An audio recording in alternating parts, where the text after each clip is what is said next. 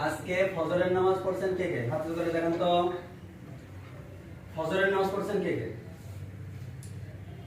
মাশাআল্লাহ, হাত নামান। আজকে মাদ্রাসায় এসে 2 রাকাত নফল নামাজ পড়েছেন কে কে? হাত জোড় করে দেখান, সুন্দর করে হাত জোড় করে। মাশাআল্লাহ, দেখি কে বাকি আছে।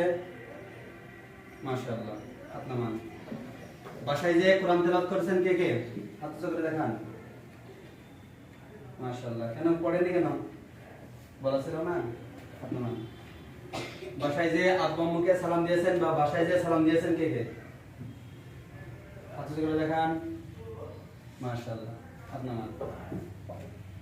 মাদ্রাসায় এসে উচ্চ আওয়াজে কথা বলছেন কে কে?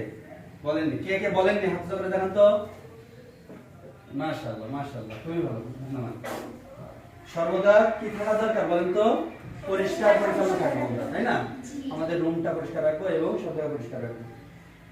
প্রতিদিন নিয়মিত কি করব? 5 ওয়াক্ত সালাত আদায় করব। নামাজ কে কে পড়ছেন বাসায়? যে হাত জোড় করে দেখান তো।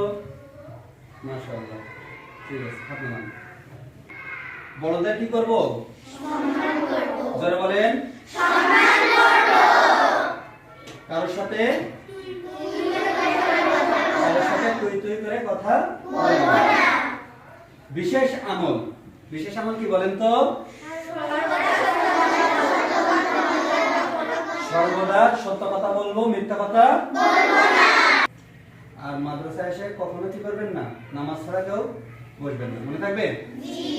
বাসায় যে কোরআন তেলাওয়াত করবেন, মাদ্রাসায় এসে এই 10টা আমল আমি আবার রিভিশন করে দিয়েছি। সবাইকে সালাম দেওয়ার অভ্যাস করব। মাদ্রাসায় এসে 2 রাকাত নফল নামাজ আদায় করব। উচ্চ আওয়াজে ক্লাসের মধ্যে বা কোনো সময় কথা বলবো না। সর্বদা পরিষ্কার পরিচ্ছন্ন থাকবো। প্রতিদিন সময় মতো 5 ওয়াক্ত নামাজ আদায় করব। সর্বদা পিতামাতাকে কি করব? সেবা করব, সেবা করব। সর্বদা পিতামাতাকে সেবা করব। সর্বদা পর্দা করব। বাসা থেকে যখন বের হব নিকাব পরে বের হব, মাদ্রাসা থেকে যখন বাসায় যাব তখন কি করব? নিকাব পরিধান করব। ক্লাসে সর্বদা কি করব?